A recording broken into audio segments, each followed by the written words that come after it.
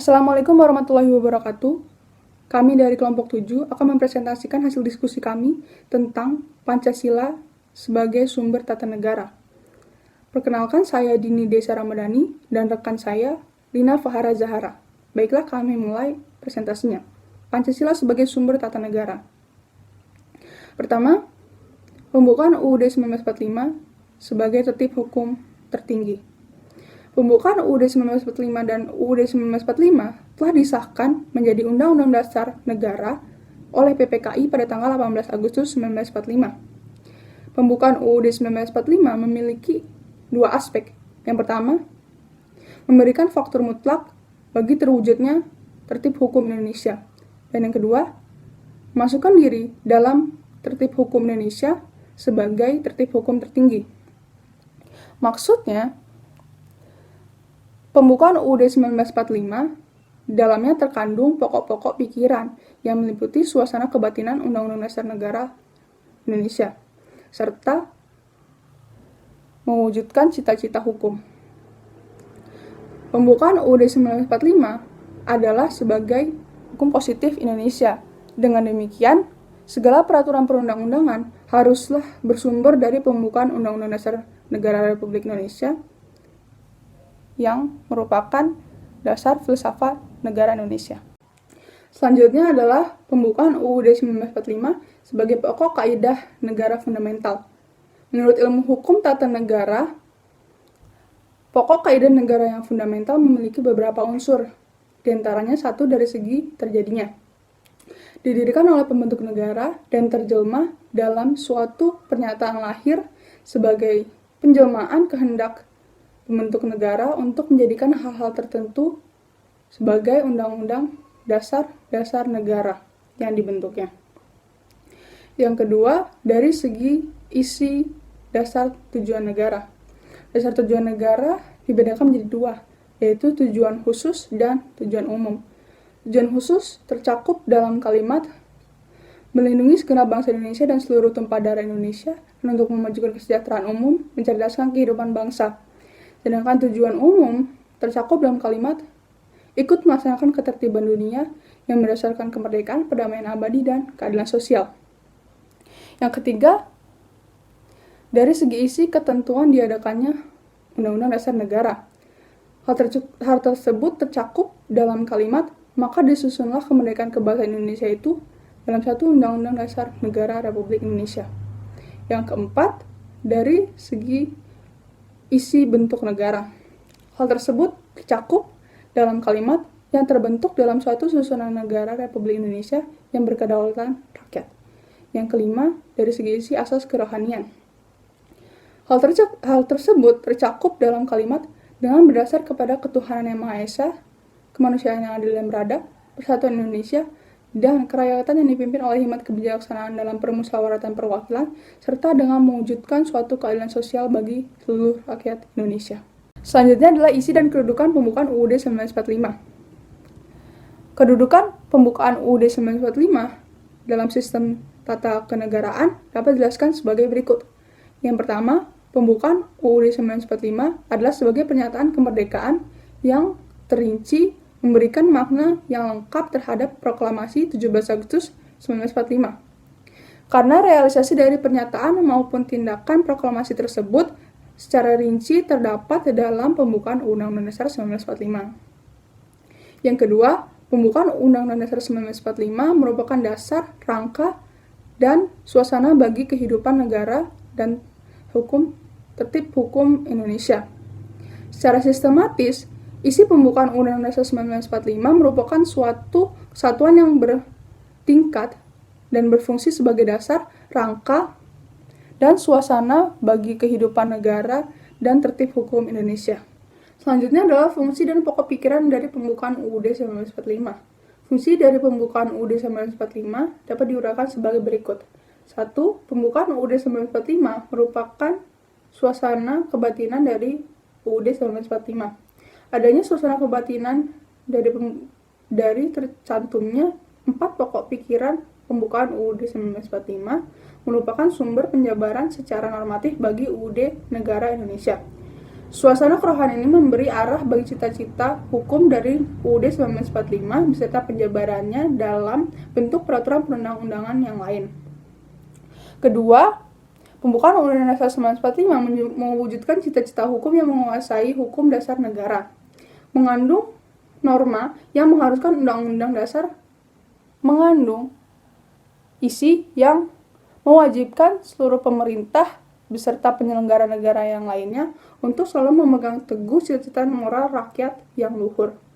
Dan yang ketiga, pembukaan Undang-Undang Dasar 1945 merupakan sumber inspirasi atau semangat bagi UUD 1945. Pembukaan UUD 1945 merupakan sumber dari motivasi dan aspirasi perjuangan serta tekad bangsa Indonesia untuk mencapai tujuannya. Pembukaan juga merupakan sumber dari cita hukum dan cita-cita moral yang ingin ditegakkan dalam lingkungan nasional maupun dalam hubungan bangsa-bangsa di dunia. Di sini saya ingin menjelaskan pokok-pokok pikiran yang terkandung dalam pembukaan UUD 1945. Jadi, pokok pikiran yang pertama itu adalah negara yang melindungi segenap bangsa Indonesia dan seluruh tumpah daerah Indonesia dengan berdasar atas persatuan dan mewujudkan keadilan sosial bagi seluruh rakyat Indonesia. Jadi, negara itu mengatasi segala paham golongan, paham perseorangan itu berdasarkan persatuan yang meliputi segenap bangsa Indonesia dan seluruh wilayah Indonesia. Inilah suatu dasar negara yang gak boleh dilupakan. Jadi pokok pikiran yang kedua itu adalah negara berhak mewujudkan keadilan sosial bagi seluruh rakyatnya. Di sini itu menempatkan kuasa suatu finalis atau sebab tujuan yang dimana dapat ditentukannya jalan serta aturan-aturan mana yang harus dilaksanakan UUD, dan untuk mencapai tujuan tersebut didasari dengan persatuan. Dan pokok-pokok pikiran yang ketiga itu adalah di mana negara itu yang berkedaulatan rakyat berdasarkan atas kerakyatan permusyawaratan perwakilan. Nah, pokok pikiran ini terbentuk dalam UUD harus berdasarkan atas kedaulatan rakyat berdasarkan permusyawaratan atau perwakilan. Jadi, dan pokok pikiran yang keempat itu adalah negara berdasar atas ketuhanan yang Maha Esa serta dasar kemanusiaan yang adil dan beradab. Jadi, mengandung konsekuensi bahwa UUD ini harus memuat isi pemerintah dan penyelenggara negara untuk memelihara budi pekerti kemanusiaan yang luhur. Nah, hubungan pembukaan UUD 1945 dengan pasal-pasal UUD 1945 ini jadi pembukaan UUD 1945 itu dengan pasal-pasal UUD 1945 itu kan merupakan satu kesatuan yang utuh dan tidak dapat dipisahkan. Karena pokok pikiran yang ada dalam pasal UUD 1945 itu terdapat dalam pembukaan UUD 1945 serta semangat UUD 1945 itu disertai dengan semangat pasal-pasal UUD 1945 yang pada hakikatnya satu rangkaian kesatuan yang bersifat kausal organis. Nah, ketentuan semangat ini itu harus diketahui dan dipahami serta dihayati oleh segenap bangsa Indonesia dan yang mencintai negaranya. Selanjutnya itu adalah hubungan pembukaan UUD 1945 dengan Pancasila. Nah, pada alinea keempat pembukaan UUD 1945 ini terdapat 5 sila, yaitu Pancasila. Nah, sesuaikan ya di mana Pancasila ini ditetapkan sebagai dasar negara. Karena pada hakikatnya itu mengandung pengertian sebagai sumber dari segala sumber hukum. Jadi penempatan Pancasila ini sebagai sumber dari segala sumber hukum itu sesuai dengan pembukaan UUD 1945 alinea keempat yang menyatakan segala aspek penyelenggaraan negara. Ya. Nah, Pancasila dan pembukaan UUD 1945 ini mempunyai hubungan timbal balik. Yang pertama itu hubungan yang bersifat formal. Nah, hubungan yang bersifat formal ini maksudnya itu kan Pancasila itu kan dicantumkan secara formal di dalam pembukaan UUD 1945. Maka Pancasila itu memperoleh kedudukan sebagai norma dasar hukum positif. Nah, yang kedua itu adalah hubungan secara material, di mana di sini ditinjau bahwa proses perumusan Pancasila dan pembukaan UUD 1945 secara kronologis itu dibahas pertama oleh BPUPKI yang adalah dasar filsafat Pancasila dan kemudian dibahas pembukaan 1945. Jadi berdasarkan tertib hukum pembukaan UUD 1945 ini adalah tertib hukum tertinggi, sedangkan tertib hukum Indonesia berdasarkan pada Pancasila. Dengan kata lain, Pancasila itu adalah sumber tertib hukum Indonesia, yang berarti secara material tertib hukum Indonesia dijabarkan dari nilai-nilai yang terkandung dalam Pancasila. Sistem pemerintahan Indonesia sebelum dan sesudah amandemen. Jadi di sebelum amandemen itu mempunyai poin-poin utama yang disebut dengan 7 kunci dari sistem pemerintahan negara.